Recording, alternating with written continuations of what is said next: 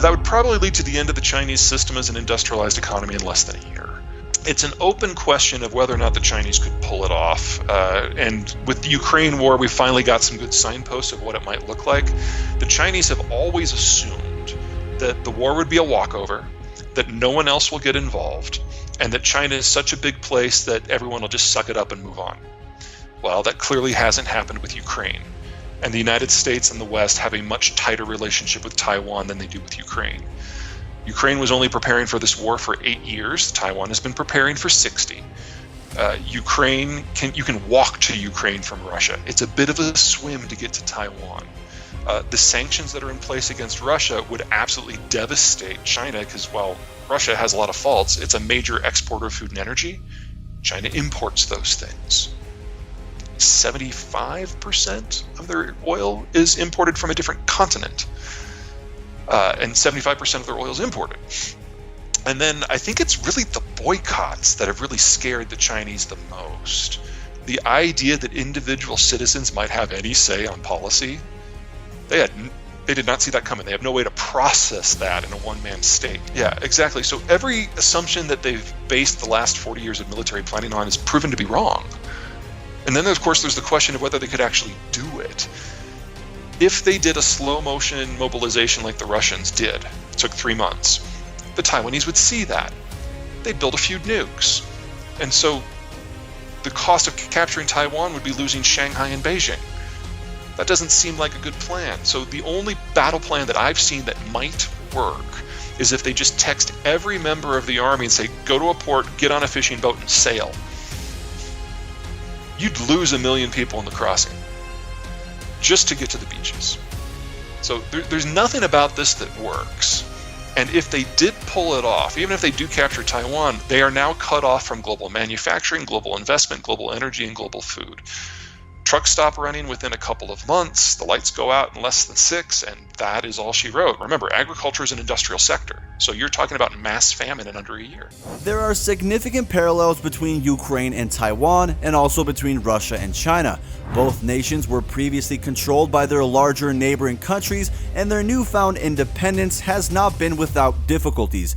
Both Russia's Vladimir Putin and China's Xi Jinping are commanding leaders who govern vast territories, and their nations are experiencing population decline. Despite these similarities, though, there are significant differences between them, such as population, economy, military strength, and geography. The Russian invasion of Ukraine resonated with Taiwan, as both nations have experienced aggression from their larger authoritarian neighbors. While China's military prowess and size cannot be ignored, most experts agree that invading Taiwan would be extremely challenging. China's leadership has been committed to the reunification of Taiwan with the mainland for the past 70 years, and President Xi Jinping has been unwavering in his dedication to achieving that goal. Despite the shared similarities between Ukraine and Taiwan, there are still significant differences. Russia's population is 3 times larger than Ukraine's, while China's is 60 times larger than Taiwan's. Russia's economy was 9 times larger than Ukraine's before the war, while China's economy is 22 times larger than Taiwan's.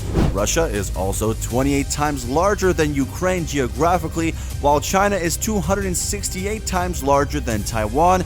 And lastly here, China spends significantly more on defense than Taiwan, and their military capabilities are vastly different. Although China's military might and strength on paper are impressive, most defense analysts argue that a full-scale invasion of Taiwan would be exceedingly difficult.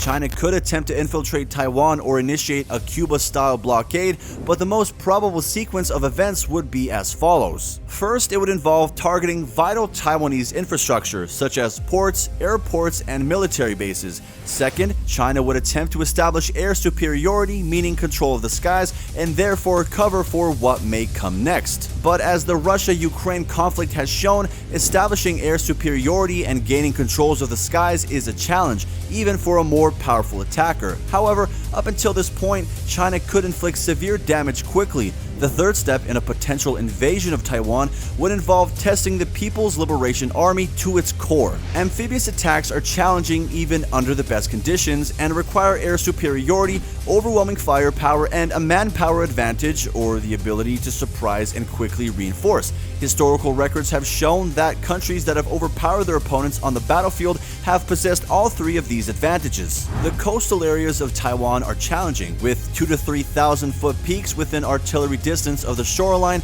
and between fairly populous urban areas. The US military understands the difficulty of attacking Taiwan's irregular coastline as seen during World War II when they considered attacking the then Japanese-controlled island. The US Marine commanders estimated that an incredible 400,000 Marines and 4,000 ships would be required to overtake a patchwork of 30,000 starving Japanese soldiers. In present times, China would require about 1 to 2 million troops, making it the largest amphibious operation ever.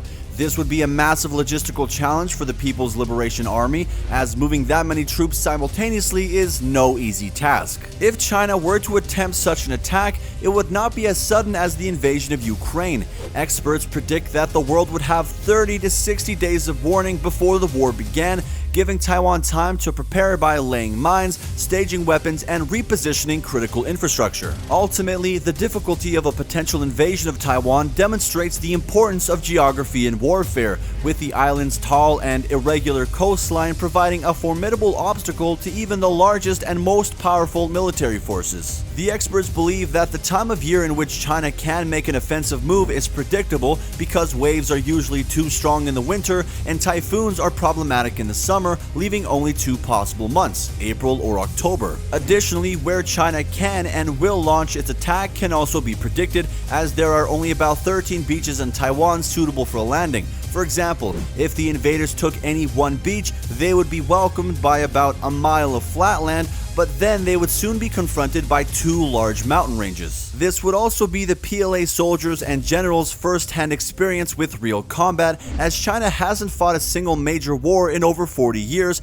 ever since it invaded Vietnam in 1979 and was quickly forced to retreat. China now faces the enormous challenge of occupying an island of 23 million people, most of whom which hate it. Military doctrine suggests a 1 to 10 ratio of soldiers to population for a successful counterinsurgency operation, which on paper would require leaving behind the entire PLA, leaving no one for anything else. As proved by the war in Ukraine, vocal resistance can be extremely hard to tackle, keeping in mind that Taiwan has been preparing specifically for this scenario throughout its modern history. The most important and vital question of all is not whether China can attack Taiwan, but whether China will do it. China has been beating the drum of war for more than 7 decades, making countless explicit threats time and time again, seemingly preparing its population for such a conflict. Just like the North Korea missile issue, the China-Taiwan conflict surfaces several times a year, and each time it seems to intensify into a crisis. Yet, so far, China's just beating around the bush, and it really hasn't followed through with any of its threats or bluffs, as it's considered by many in Taiwan. So whenever the Chinese jets make mock attack runs towards Taiwan, it's often the Americans and not the Taiwanese public who panic. Just like democracies in the US, it's often said that each party needs the other, because if either party was given too much power for too long, it would have to deliver on too many promises made to the general public, and nobody wants that. But many of these promises they never really intended to fulfill, but now it would have no excuse or scapegoat to blame if it failed to deliver. Similarly, in autocracies like China, the enemy is not the opposing party, as there is none, but rather some humiliating national issues that are manufactured by Chinese government officials themselves. Sounds like a sitcom. Taiwan the island has never been ruled by the Communist Party. The framing of Taiwan is a source of shame for China, and that it could only be complete after the so-called reunification, and this perception is totally artificial, so China chooses this version of history to match its own needs. Chinese citizens, for one, are made to believe that their country could easily take over Taiwan in a day, constantly being reminded that they're under threat from the US carrier group sailing through the Taiwanese seas. There are video games showing valiant Chinese soldiers roaming through the streets of Taipei, and the Chinese people firmly believe in it. This mixture of shame, patriotism, and thirst for conquest is what makes the Chinese government win its people over. In short, China uses Taiwan as a button which is pressed when things at the homeland are not going well, so as to not only distract both local Chinese and foreigners, but also to stoke nationalism. But this still doesn't rule out the actual chances of invasion of Taiwan by China. The danger for China is that it can easily become unnecessarily dependent on this Taiwan issue. Each and every time China gains short-term domestic approval by threatening Taiwan or by making outlandish claims about how easy it is for China to take Taiwan over, it's actually writing a check for itself which could eventually become too costly to cash, yet China has created conditions for itself where it might be forced or compelled to act upon its bluffs one day. It's important to note that the implications of a potential conflict between China and Taiwan would extend far beyond their borders. The United States, as a key ally of Taiwan, would be forced to intervene, which could result in a broader conflict between the two superpowers. Additionally, the economic impacts of such a conflict would be significant, as Taiwan is a major player in global technology supply chains. The situation between China and Taiwan remains tense and unpredictable, with experts unable to predict with certainty what the future holds. While China continues to beat the drum of war and make threats, it remains to be seen if they'll actually follow through with an invasion. But if they do,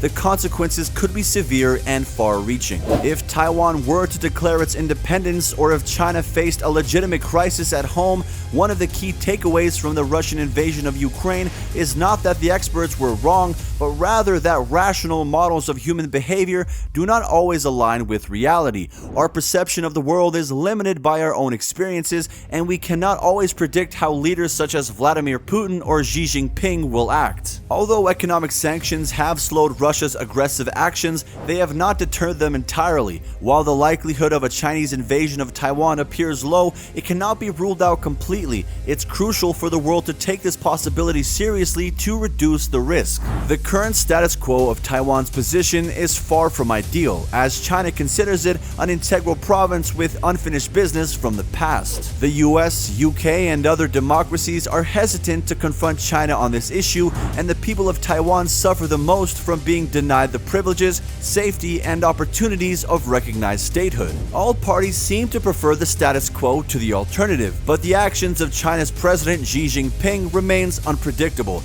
However, we can only hope that he's learned from the mistakes of his Russian counterpart and will not attempt to follow in his footsteps.